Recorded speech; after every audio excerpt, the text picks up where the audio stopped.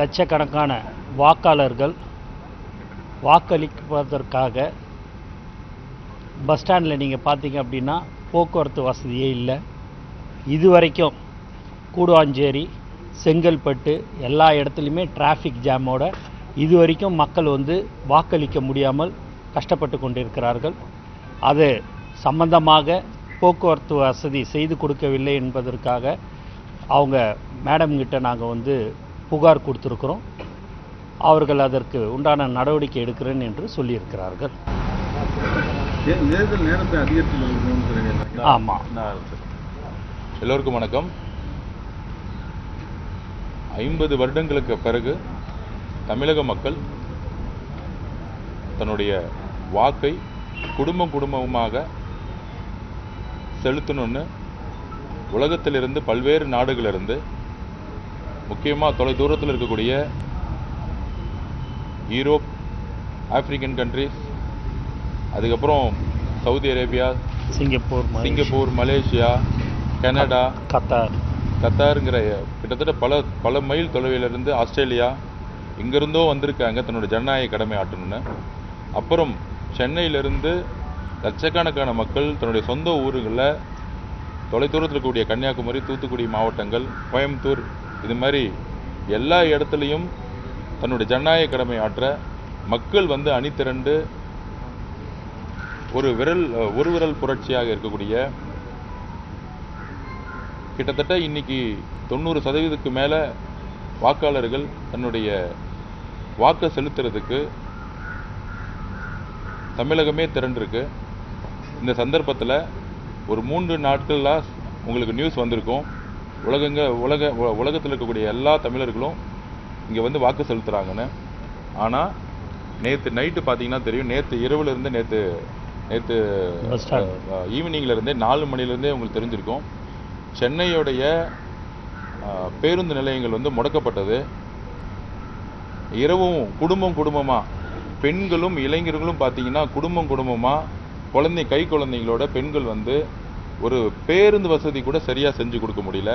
இத்தனைக்கும் ஒரு வாரத்துக்கு முன்னாடியே election commission Archana Patnaik madam சுற்றறிக்கை அனுப்பிச்சிருந்தாங்க, பேருந்து வசதிகள் சரியாக செஞ்சு கொடுக்கணும் அப்படின்னு. எப்படி பொங்கலுக்கும் தீபாவளிக்கும் செஞ்சு கொடுக்கணும், அதே மாதிரி அதோட அதிகமாக செஞ்சு கொடுத்துருக்கணும். ஆனால்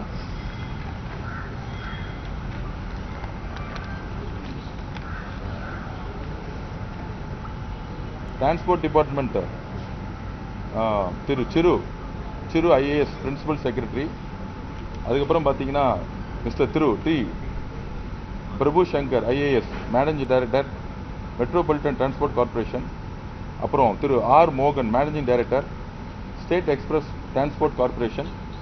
இந்த 3 பேருமே ஐஏஎஸ்ங்கிற ஒரு முக்கியமான இடத்துல மக்களுக்கு சேவை செய்யக்கூடிய இடத்துல இருக்கிறாங்க. இன்றைக்கும் திரு காபந்து முதலமைச்சராக இருக்கக்கூடிய திரு மு க ஸ்டாலின் அவர்களுடைய பேச்சை கேட்கக்கூடிய அதிகாரிகள் இன்னும் இருக்கிறாங்க. அவங்க எலெக்ஷன் கமிஷன் உடைய பேச்சை கூட கேட்குறதே கிடையாது. லட்சக்கணக்கான மக்கள் நேற்று இரவு பஸ் ஸ்டாண்ட்லேயும் சரி, கோயம்புத்தூரில் சரி, மாதவரத்தில் சரி, எல்லா இடத்துலையுமே ஒரு பஸ்ஸுக்காக 7 மணி நேரம் 8 மணி நேரம் காத்திருந்து, இப்போ கூட நீங்கள் போனீங்கன்னா தெரியும் 30,000 40,000 50,000 பேர் காத்துக்கிட்டு இருக்காங்க. போனவங்க பாதி வழியில் திருப்பி வந்துட்டு இருக்காங்க. ஆனால் எல்லா சாலைகளையும் டிராஃபிக் அதிகமாக இருக்குது. காவல்துறை எந்த இடத்துலையுமே போக்குவரத்தை ஒழுங்குமுறைப்படுத்தவே இல்லை. திரு மு க ஸ்டாலின் அவர்களுடைய பயம் என்னன்னா, அதிகமான ஓட்டு சதவீதம் மக்கள் ஓட்டு அளித்தா மிகப்பெரிய படுதோல்வி அடைவார்னு சொல்லிட்டு ஒரு காப்பந்து முதலமைச்சராக இருந்துட்டு இன்றைக்கும் சில ஐஏஎஸ் ஆஃபீஸர்களை தன்னுடைய பழைய சிஎம்ஓ இருக்கக்கூடிய பழைய ஐஏஎஸ் அதிகாரிகளை வச்சு கண்ட்ரோல் பண்ணுறாங்க.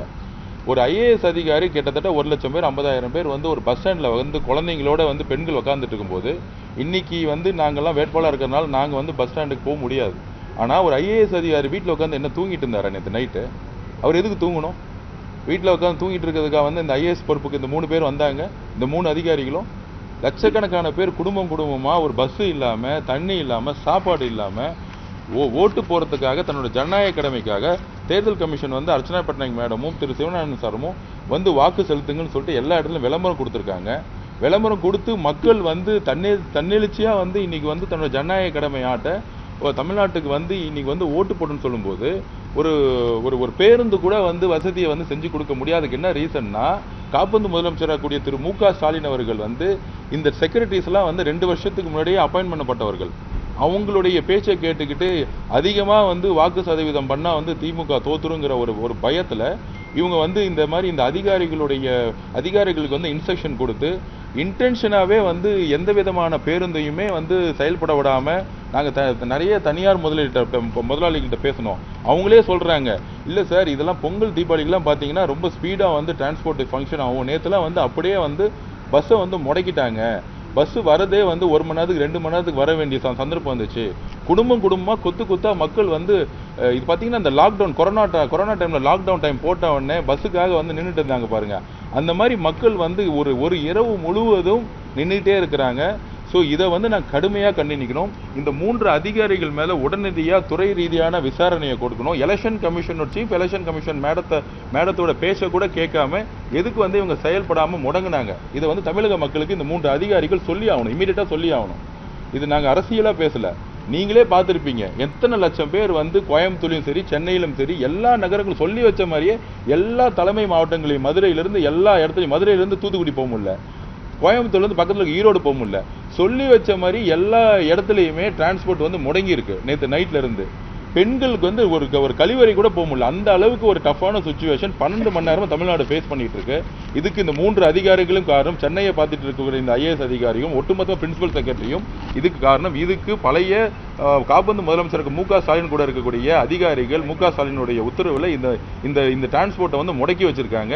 ஏன்னா அதிகமான வந்து மக்கள் வந்து ஓட்டு அளிக்க கூடாதுங்கிற ஒரு எண்ணம் திமுகவுக்கு இன்னைக்கு பயத்துல மு.க. ஸ்டாலின் அவர்கள் வந்திருக்கு. இதனாலதான் இன்னைக்கு மக்களை வந்து இன்னைக்கு தெருவுலையும் பேருந்து நிலையத்திலையும் வந்து முடக்கி வச்சிருக்காங்க. அதை நாங்கள் வன்மையாக கண்டிக்கிறோம். இந்த 3 IAS அதிகாரிகளையும் உடனடியாக இடைநீக்கம் செய்யணும், சஸ்பெண்ட் செய்யணும். அவங்கள கிட்டத்தட்ட 1 லட்சம் பேரை வந்து ரோட்ல நிக்க வச்சு பெண்களை வந்து பஸ் கூட இல்லாம இந்த 3 அதிகாரிகள் நேர்மையற்ற தன்மை முறையில் செயல்பட்டதுனால அவங்கள சஸ்பெண்ட் பண்ணி துறை ரீதியான என்கொயரி கொண்டு வரணுங்கிறது எங்களுடைய முதல் கோரிக்கை. அதுக்கப்புறம் இந்த மாதிரி இருக்கவங்களுக்கு இன்னும் காலையில சில பேர் ஏறி இப்பதான் வந்து பஸ் ஏறி போயிருக்காங்க. அவங்கள போய் சேரத்துக்கே வந்து ஈவினிங் வந்து 5 மணி ஆகும், அல்ல 6 மணி ஆகும். இன்னும் 2 மணி நேரம் 6லேருந்து 8 மணி வரைக்கும் எக்ஸ்டெண்ட் பண்ணணும்னு நாங்கள் கேட்டிருக்கோம். அது எங்களோட தலைவர் நேற்று வந்து டெல்லியில் இருக்கக்கூடிய தலைமை தேர்தல் அதிகாரிக்கு வந்து தன்னுடைய மனுவை கொடுத்துருக்காரு. இங்கேயும் நாங்கள் மனு கொடுத்துருக்கோம்.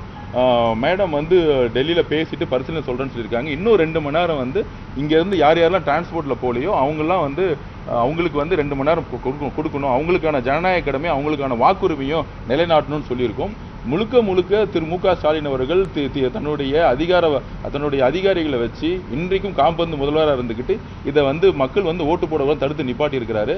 இதனால தான் இந்த 3 அதிகாரிகளும் தலைமை தேர்தல் அதிகாரி அர்ச்சனா பட்நாயக் மேடம் பேச கூட அவங்க கேட்கல. துறை ரீதியான விசாரணை கேட்டிருக்கோம். நம்பர் 1 6 to 8 2 மணி நேரம் கூடுதல் பர்மிஷன் வேணும்னு கேட்டிருக்கோம். அதுக்கப்புறம் இன்றைக்கு 3 to 6ங்கிறது ரொம்ப டஃப்பான டைம்னு நாங்கள் சொல்லியிருக்கிறோம். ஏன்னா வந்து இப்பயே வில்லிவாக்கத்தில் 7 கள்ள ஓட்டு போட்டிருக்காங்க.